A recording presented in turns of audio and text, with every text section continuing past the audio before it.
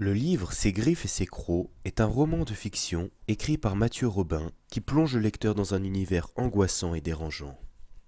Écrit au présent, l'œuvre s'articule autour de deux familles qui partent en vacances dans un chalet en montagne. Les membres de ces deux familles sont atypiques et attachants. Tout d'abord, il y a Marcus, le personnage principal, un jeune garçon atteint de troubles obsessionnels convulsifs. Ses parents, qui font tout pour apaiser ses tocs, et sa sœur Lia, en pleine crise d'adolescence, qui ne comprend pas que son frère bénéficie d'une telle attention. L'autre famille est composée de trois enfants, Paul et Marie, des jumeaux, Sam, le grand frère trisomique, et leurs parents. Le point fort de ce roman, c'est la parfaite maîtrise d'une ambiance terne et sombre qui s'abat sur ces familles venues profiter de quelques jours de vacances.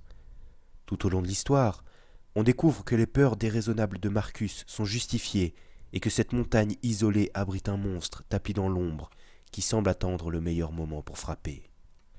Lorsque les quatre parents disparaissent mystérieusement, le lecteur est aussi perdu que les enfants. Là, abandonnés de tous dans un chalet qu'ils ne peuvent pas quitter, ces derniers décident d'attendre tranquillement le retour de leurs parents, malgré la peur qui les ronge.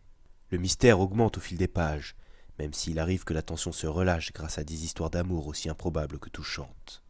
La fin vous réservera une surprise étonnante qui pourrait vous laisser un goût d'inachevé dans la bouche. Personnellement, j'ai adoré ce roman qui m'a touché. En le lisant, j'ai ressenti de l'angoisse, de la peine, mais aussi de la joie et de la surprise. En bref, un condensé d'émotions qui font que le livre est excellent.